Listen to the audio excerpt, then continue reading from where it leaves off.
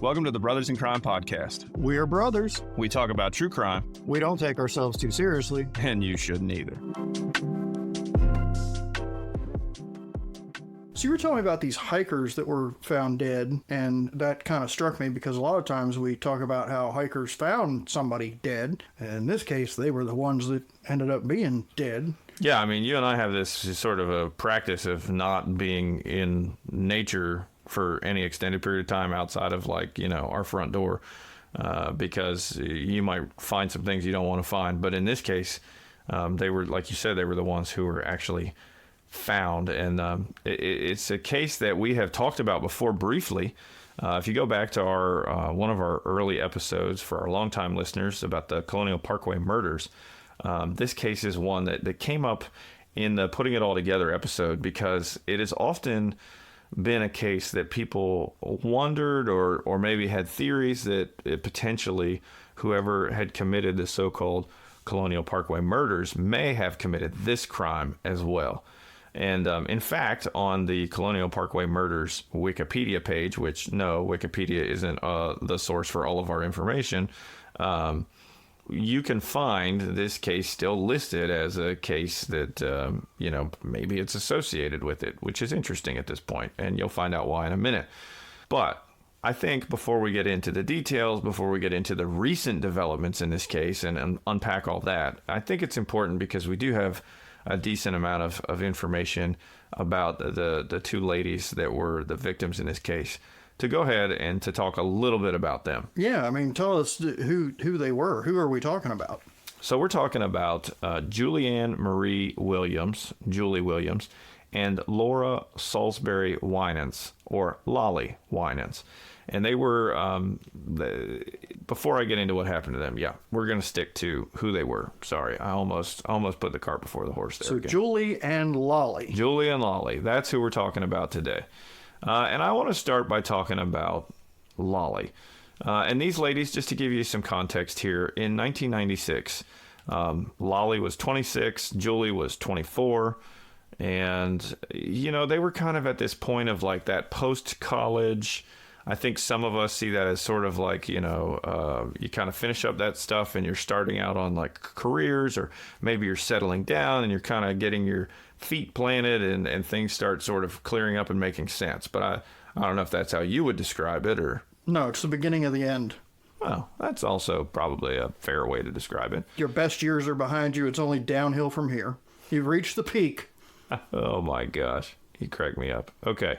All right. So, about them. Lollie has been described, and I found this quote in an article, and I think it's great. I really enjoy it. It says, Lollie was a, quote, microbrew drinking, fish following, cigarette smoking, good time girl. So, I don't know. It sounds like somebody you hung out with back in the 90s to me. It could very well be. I mean, I'm fine with the cigarette smoking and the good time having. Definitely did a lot of that in the 90s. Some of it I don't remember a lot of. As far as the microbrewing, the hell with that. I like just a good old American beer, mass-produced. Tell me it tastes like crap, I don't care, whatever. And then the fish following, that's not like fish in a river, that's Fish the band, right?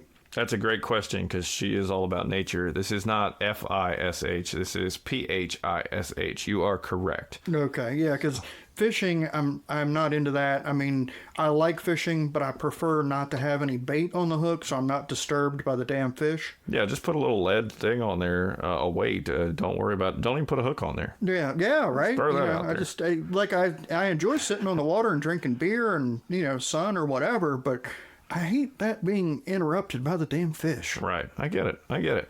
Well, and so Lollie came from this apparently like kind of a, you know, her family, they were pretty like well-to-do, well-off, whatever in Michigan.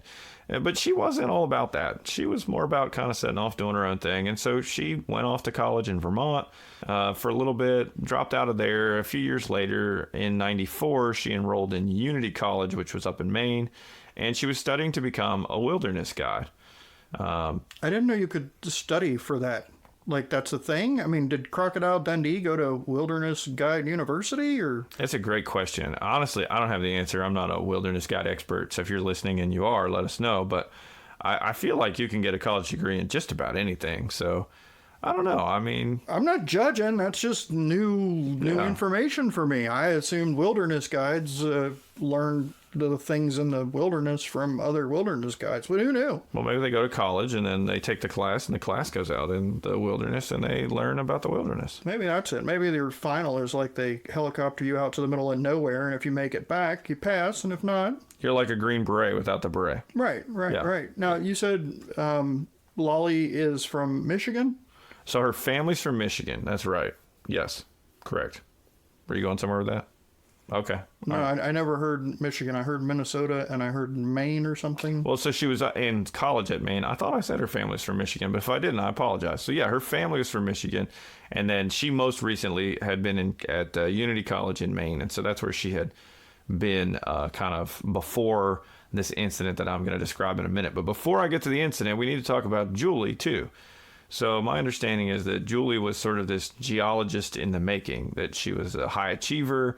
She was a sports enthusiast who had actually won the Minnesota State double tennis championship in high school. She'd spent time in Europe in college studying dinosaurs, that she graduated with honors, spoke Spanish, worked with the disenfranchised. She cared a lot about people, it seems like, and wanted to help people who were suffering from abuse. And after college, she set off for Vermont and took a job at a bookstore in Burlington. And by all accounts, everything in her future looked bright. I mean, it looked like this was just a great trajectory for a person her age. She's doing some good things, got to say that. Yeah, for sure. And so this trip that she and Lollie planned to Shenandoah was actually going to be a celebration of a new job that she was supposed to start, Julie, at Lake Champlain in Vermont on June 1st, 1996. So I don't know, did you ever celebrate a new job by going out on a wilderness hike? That would be a punishment, not a celebration, as far as I'm concerned. I mean, my idea of roughing it's a hotel without a pool. So I'm not. The La Quinta is as wild as you get, huh? Yeah. I mean, that was an urban situation, so I was okay with that. But I don't. That would not be. Now these ladies, were they like cousins? Were they a couple? What was their? How were they connected? Yeah, that's a great question. So about 2 years before the incident we're going to talk about in '96.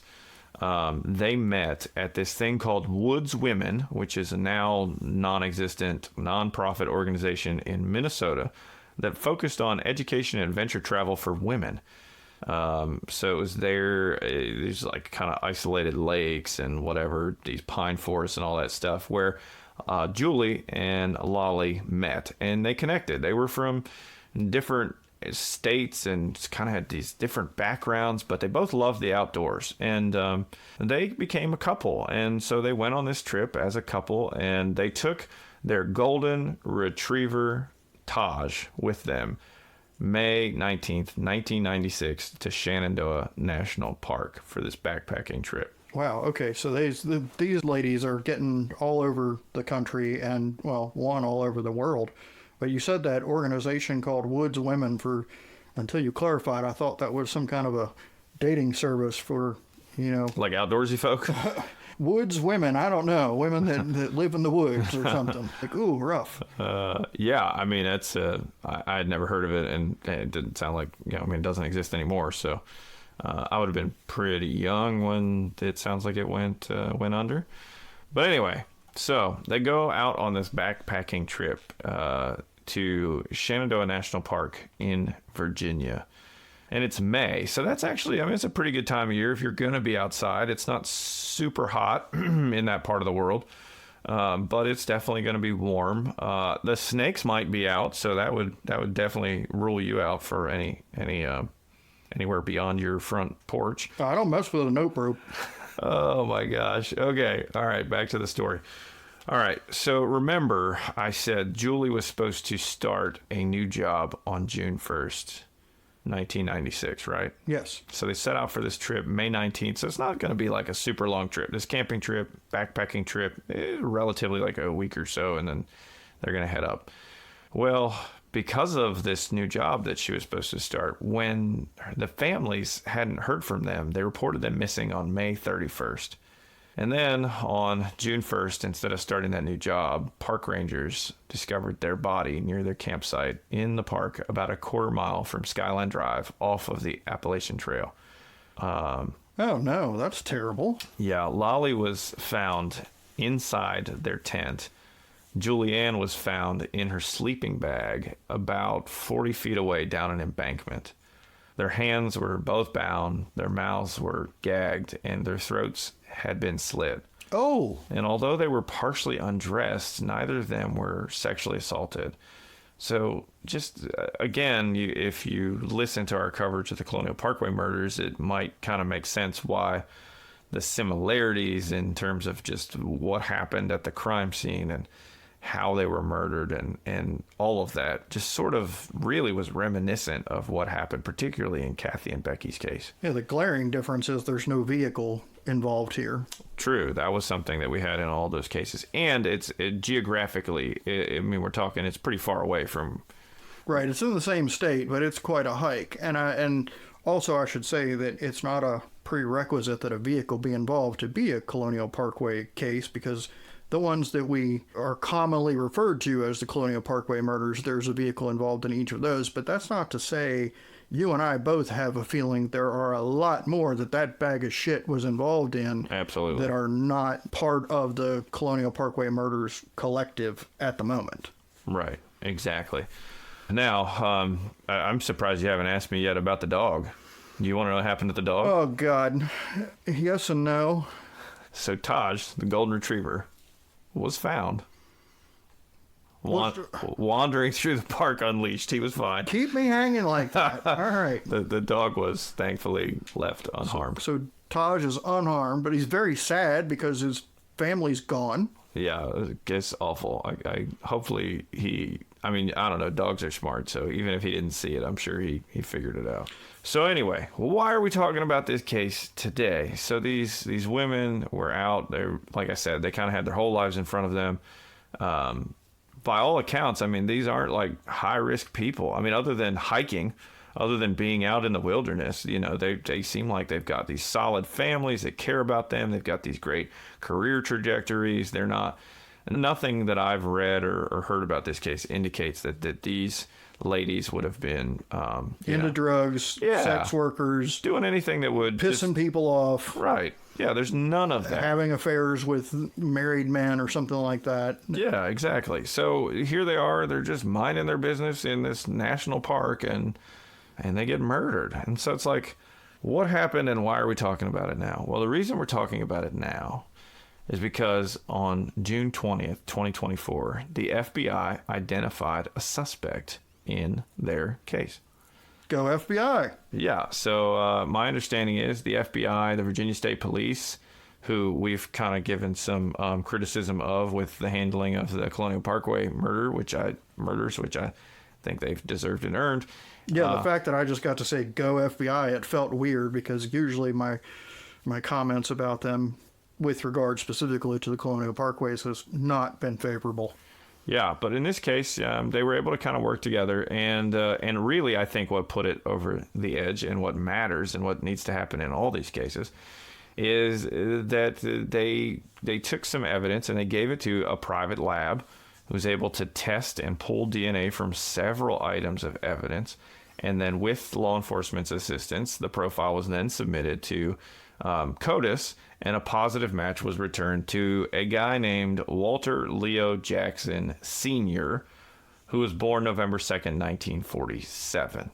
Wow. So just a DNA pop to somebody that was in CODIS.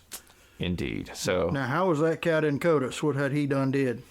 Oh, he was just a convicted serial rapist from Cleveland. No big deal. Oh, well, okay, so gross. He's a bag of shit, and I'm glad he's dead. But Cleveland? Mm-hmm. That's quite a stretch away from Appalachia there in the Shenandoah National Park. Yeah, I mean, you're not wrong. I'm not sure how long it would take, but it's a significant drive for people who aren't from this part of the world. You could do it in a day. That's not a big deal, but it's like gonna be a day. Yeah, and you got the Blue Ridge Mountains directly perpendicular to your path, so You got to go over them or around them. Indeed. Now, before you get too excited about this guy getting, tried, convicted, and all that stuff, he died in prison in March of 2018 in Cuyahoga County, Ohio. Fantastic. Yeah, couldn't have, well, you usually say what? Couldn't have happened to a nicer guy. Yeah, but you told me I use that phrase too much, so. You do use it a lot, but I eventually we put it on a t-shirt or something. It's appropriate, though. It is. So he had like I said, a lengthy criminal history, which included not just the fact that he was a serial rapist, but it included kidnapping and assaults as well. So this dude just, as you said, I mean... Bag of shit. Yeah, he's pretty horrible. So when did he go into prison? Most recently, I believe it was around May 2012. And then, like I said, he died in prison in 2018 at the age of 70. So unfortunately, he lived to a ripe old age, much older than he deserved. But I also want to point out that he had been incarcerated 4 different times between 1984 and 2018. So his frequent flyer miles with the prison system in Ohio were racking up for sure. Damn. I just wonder, and the reason I asked that is it sounds like he was in and out of prison a lot, which means that he had some time out and free. I just wonder if his DNA will match any other crimes that he hasn't been connected to yet. I mean, you got to think, if the guy was convicted of kidnapping, assaults, he's a serial rapist, and then he murders these 2 women out in the park like this, I got to believe that's like, I would think there's probably more. And just to kind of clarify, I was able to find some of these dates. So he spent time incarcerated in Ohio from January 84 through February of 89, May 94 through September 94, August 2000 through May 2007, and then May 2012 until he died in March 2018. So, there's some 5 to 6 years. It seems like he can behave for about 5 years. Because if you look, the gaps are all about 5 years in each of those that he's not incarcerated. So, and maybe he doesn't behave, he just doesn't get caught. But it's certainly, you make a great point. I would not be shocked at all if his DNA turns up in other cases if they're able to test some older evidence. Yeah, it's fascinating that all his previous incarcerations, well, all of his incarcerations were in Ohio, and then he pops for this double murder in Virginia. Yeah, and I just looked, that park where Julie and Lollie were murdered is 320 miles from Cleveland, where this dirtbag was. Yeah, that's nuts. I mean, you gotta wonder, like, did he have some reason to be there? Did he move around? And if he doing some kind of traveling? And if that was the case, like, where else did he travel, and who had bad things happen to them in those places? Right, exactly. And in case you're wondering about, well, okay, but how do they know? Are they sure that he's actually the guy? When they ran the DNA test to compare the evidence matched to the profile that was in CODIS, this material, it was found that the genetic match to this guy is 2.6 trillion to 1, more than 300 times the world's population, which is an exceedingly strong probability. Right, that's the guy. That he's the guy. Yeah, I mean, short of God pointing his finger down from heaven and saying, he done it. Yeah. Oh, wow. Yeah, there's a book about this case out that was published in 2022 by Kathryn Miles called Trailed: One Woman's Quest to Solve the Shenandoah Murders. And I believe I've seen that Bill Thomas and their Mind Over Murder podcast intends to have her on soon to talk about this recent update and just kind of the case in general and sort of where things go from here. Now, is this on the where they were hiking and camping and celebrating, which, again, celebrating with a hiking trip doesn't work for me, but was this was in the western part of Virginia, and the Colonial Parkway murders were in the eastern part, correct? So this is pretty big distance apart. Yeah, that's a great question. I don't know if I would say it's in the... I mean, maybe it is the western... Yeah, I think that's right.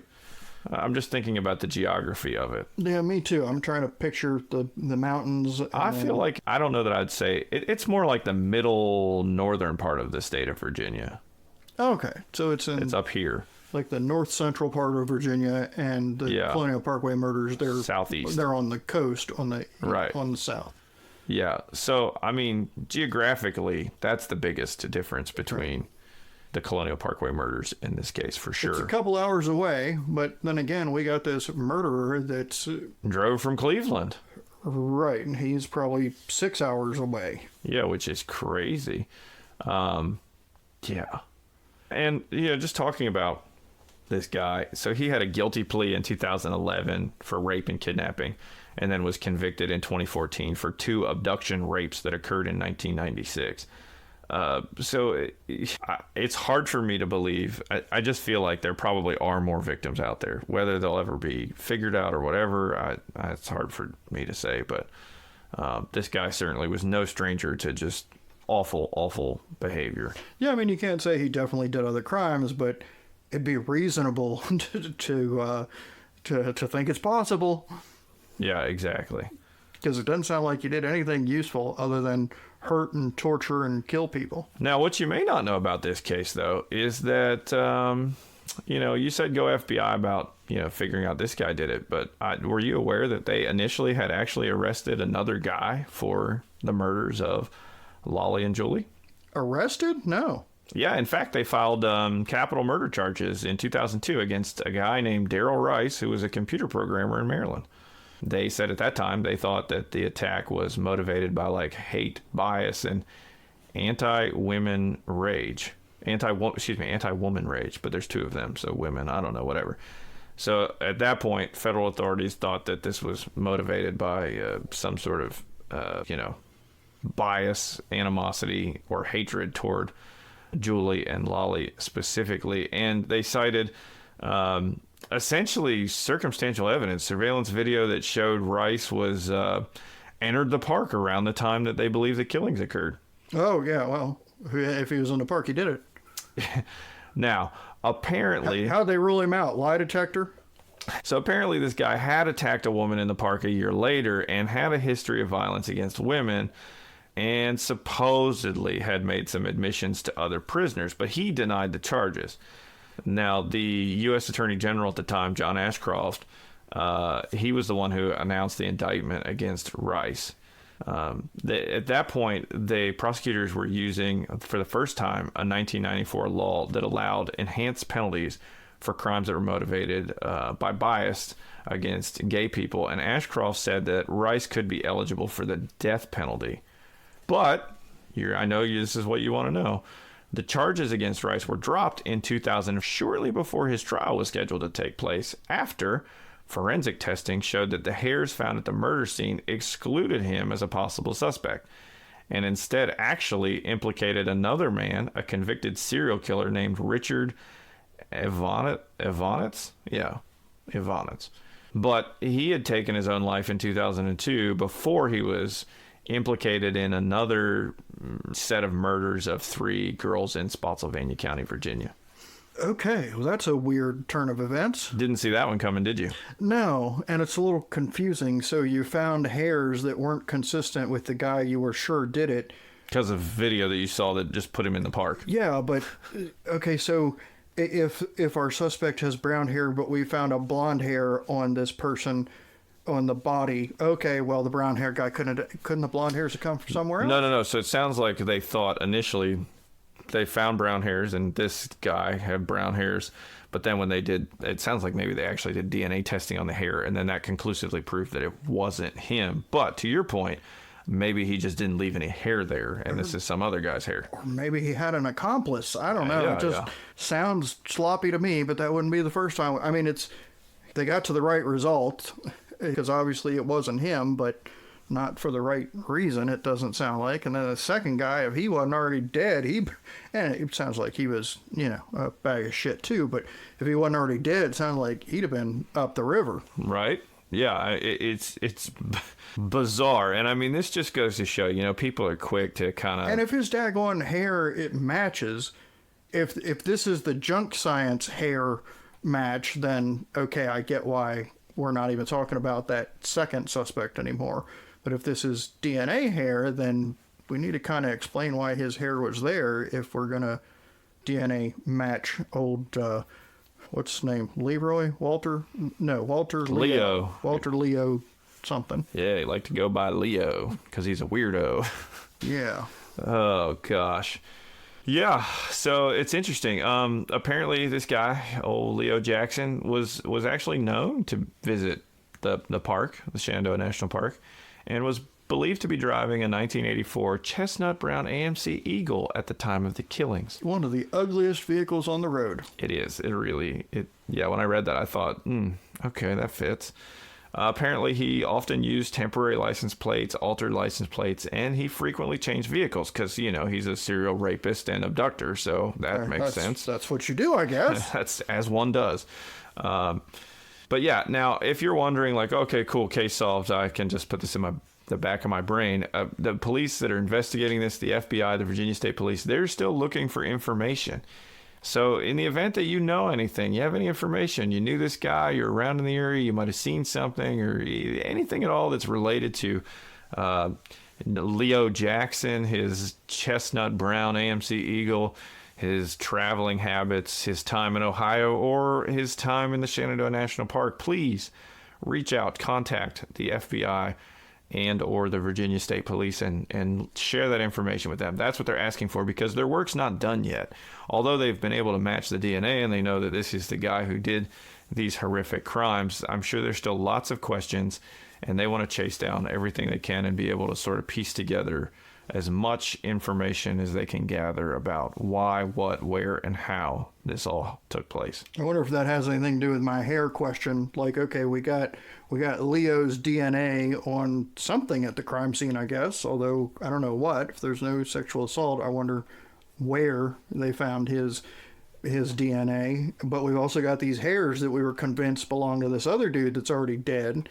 So how do we, make sense of all of that? And it drives me nuts when people say, like, there was DNA found in this crime, so whoever's DNA that is, that's the killer. Well, not necessarily. I mean, there's some places where your DNA is really hard to explain, like under the fingernails of a murder victim. Right. But or like in a ligature between the ligature and their skin, or right. Not that I mean that you there might possibly maybe be some kind of explanation, probably not. But if your DNA is found on a grocery bag, that maybe is not so right. Like, is this grocery bag? Did the wind blow it here? Like the guy's hair who's at the scene, maybe he stopped by, but that doesn't mean he killed them. Right. It just means he was there.